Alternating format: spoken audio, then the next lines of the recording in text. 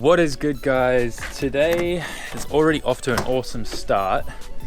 But first, I left my wallet in the car overnight. I'm really bad at leaving my wallet in places. It's probably not the best thing to tell you guys, but it is what it is. Today's off to a really awesome start, and that's because I just heard from Semi Vanes and the real estate agent in Australia. We've been looking for a new workshop location for Otaku Garage, and it seems like this building that I found is like perfect in every way. So hopefully, fingers crossed, that everything goes well from here on in negotiation and contract stuff, and that we're able to get it, because it is like legit the perfect location, the perfect shop space, and it's just going to be awesome. And I know like I'm probably talking about this a little bit early in the videos, but yeah, I'm just really excited and pumped, and hopefully if everything goes through, when I'm in Australia, we'll be able to go take a look at it and show you guys. But anyways, I'm so excited. For the rest of today, the first thing I'm going to do actually is finish by polishing my headlights on my car, because the weather is good right now. Later on in the day, I don't know how much longer it's going to be good, but I've got work from 2 p.m, so I don't have much time. Anyways, let's get started. Okay, so I've got everything ready to polish my headlights. I know this is kind of going to be a little bit repetitive because we did the Subaru yesterday at Elvo's house, but obviously couldn't control the weather, so that kind of sucks that I couldn't do mine.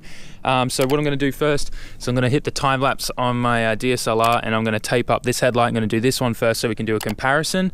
One thing that I think I've mentioned before, but like this is all broken, the brackets in here and up the top here on this light, from when my front bar got torn off at Tsukuba 1000, and it also bent up this fender here. So when we replace fenders and everything to make the car look great again, when we do bodywork and paint, it's definitely gonna fix all of this lining issues here and stuff. So I'm looking forward to that. But for now, anyways, let's get into polishing these suckers. The main thing that you need to do is tape up around there to protect the bodywork. You're going to need a bucket of a little bit of water. You're going to need some sandpaper. Start at 1000 grit, then 1500 grit, and then from there you're going to want your polishes. I have a polish that starts at 3000, then one at 7500, then one at 9800, and then you want your different wheels and stuff. And I got all of that in here. And then I've also just got this generic headlight polishing kit, and I don't use anything in here except for the sealant at the end, and that's just to seal it to make sure that it helps prevent it from fading again in the future. So that's what we're going to do now, and I'll hit the time lapse, and then we'll get started with everything else.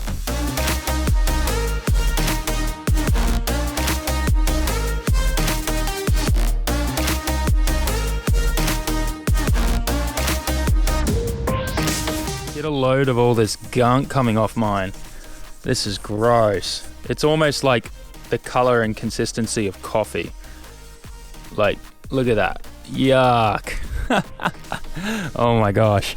So yeah, this is like so as your headlights heat up and stuff in the sun, right, they can absorb things in the air. So anything like pollution or just pollen, dirt, dust, anything that's small enough, when the plastic opens up, it kind of breathes and as it heats up.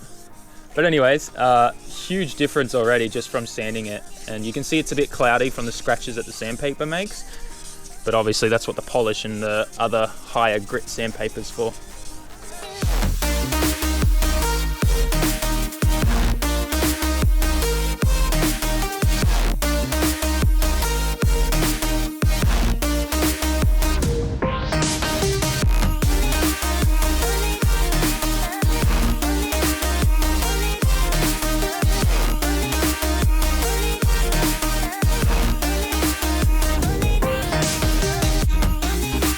Okay, so I'm getting ready to start buffing this one now, but what I wanted to show you was this one. I completely finished this one, and look how much clearer that is compared to what it used to look like. That's insane. So all I got to do now is buff this up. The reason why I had to kind of like stop and switch was the drill actually went flat, so I had to put that on the charge for a while. But man, I'm so happy with how that turned out. There is still like a little bit of a thing here, and that's from the inside. It looks like the light or something on the inside's burnt that, but I'm not too fussed because this whole light's going to get replaced in the future anyways, because I said like the mounts are broken on it. This one's still good though, so I'm going to go through and like really work on this one and polish it up nice.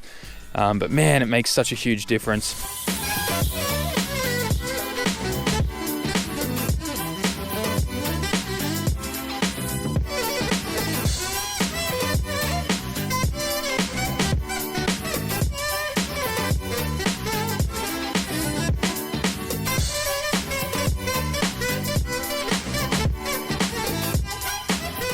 Okay, so I'm finished, and man, do they look so much better.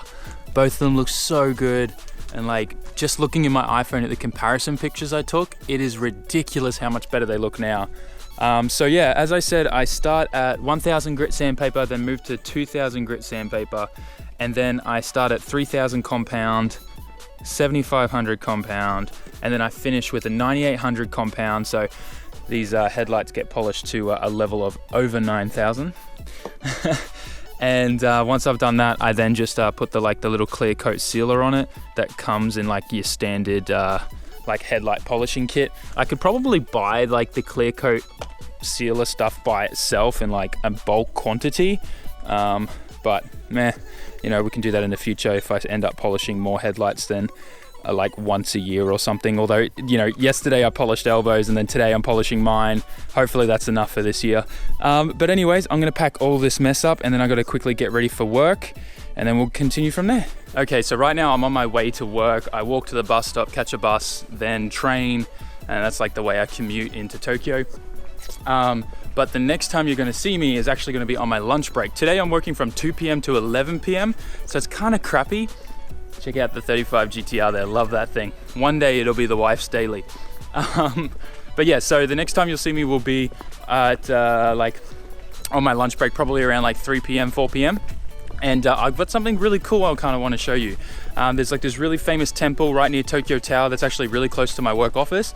I want to show you guys a little bit about that, and then we're going to kind of talk about a little bit about culture, and some of the questions that you guys asked as well on Instagram. So I think it's going to be like a really nice kind of segue to the end of the video. And anyways, I'll see you guys on my lunch break. Okay, so this is the temple that I was going to actually show you guys today. I'm on my lunch break now. You can see at the top of there, you can also see the top of Tokyo Tower. So it's got a really nice view from the inside with the big stairs and the temple. But unfortunately, the whole thing is closed down for this month while they're doing repairs and maintenance. So that kind of massive roadblock for my plans for the rest of the video. Okay, so I crossed the road to read some of these little signs that were here, and it looks like they do have other entrances open that we can get in there still. So I'm gonna have a walk around and see if we can find one of the entrances and get inside. Here we go, one of the side entrances is open. And we can walk back into the main area there. But this is the view that I'm kind of talking about. Like all of this stuff here is all like part of this one big temple. And you got this beautiful view of Tokyo Tower in here. Let's see if we can get to the main one up in here. Okay, so we just got into behind the big gate that they're renovating and stuff. And this is the main section where the big main temple is that I was telling you about, which is right here. And that's why like this is such a photogenic place. You've probably seen a lot of pictures of this. It looks like there's a monk actually on the big bell over here. I wonder if he's about to ring it or dong it. What's the word for it? I'm not sure. Is it even okay to film this? I don't know.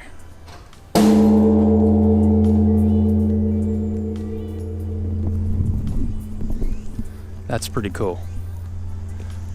On New Year's Eve, like every single one of these temples all across Japan, they're supposed to like dong it a certain amount of times for depending on what year it is. It's pretty crazy. You can hear it like all in the distance on New Year's Eve night.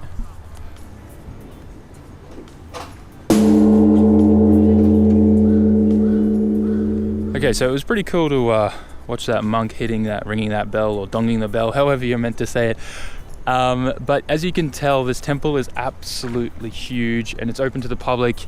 You can come in here and check it out, take photos and things like that. And this particular temple is probably one of the biggest on like this side of Tokyo.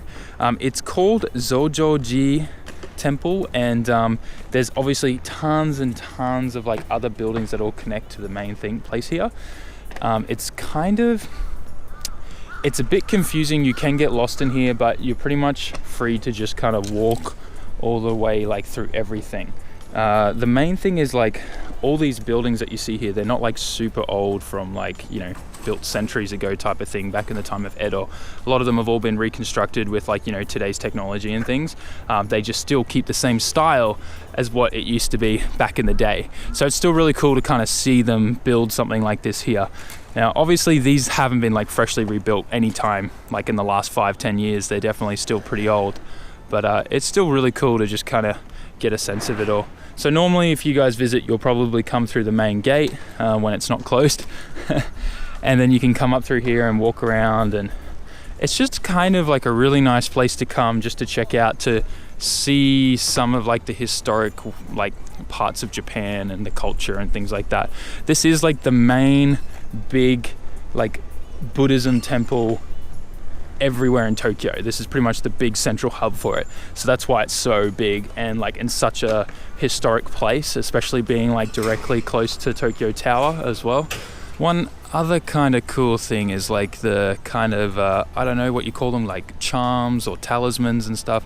You get to see like all the prayers and the things that like a lot of Japanese people put up there, as well as all like the negative things that they tie off and leave here so that they don't affect their lives and stuff, all the things that they believe. It's kind of crazy actually. But it's really cool to just see this, because like if you follow any like anime or manga, you generally see this in a lot of series. So it's just cool to see it in real life. Okay guys, so I'm actually walking back to the office because it's just starting to piss down with rain. Hopefully I don't get too wet. But what I did want to say was like, I hope you guys kind of like this part of the video, because I haven't really gone and shown you guys some of the touristy stuff around in quite a while. I think since like Japan 101 days. So I hope you enjoyed this. I hope that if ever you come to Japan that you get to visit and check out this particular temple. Don't forget, it's the closest station would be for JR, which is called Hamamatsucho Station. I'll actually put a Google Maps link in the description of the video for this place, this particular temple, so that you guys can come and visit if ever you're here. Definitely recommend it. Great place to take photos, great place to film videos, all that type of stuff. And yeah, I hope you enjoy it. And for now, I think it's time for me to wrap up the video. I don't really know what I'm going to do for the rest of the day, mainly because I'm working till 11 p.m. and after that, it's probably a bit too late to film. Feels so awkward vlogging, talking to the camera in public like this with everyone looking at me. But anyways, guys, I hope you enjoyed this video nonetheless. I'll see you guys in the next one. Don't forget to like, comment, share, and subscribe. And I'll see you then. Ja mata ne.